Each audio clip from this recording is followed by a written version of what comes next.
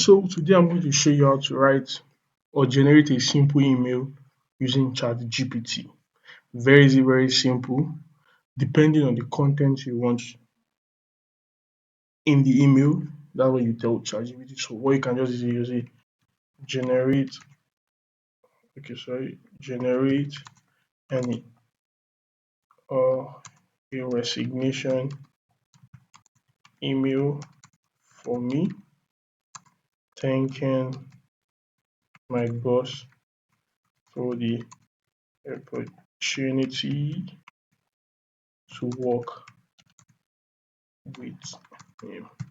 Then you click enter, then it generates the email for me. You can see it's going to give you what you can just generate the email for you, the resignation letter. You can see there. So you just have to edit it by yourself. I hope you're doing well. Please accept this email as a formal notice and stuff like that. So very easy, very simple to nothing complex at all. It's not that complex at all. It's very easy to do so. Thank you very much.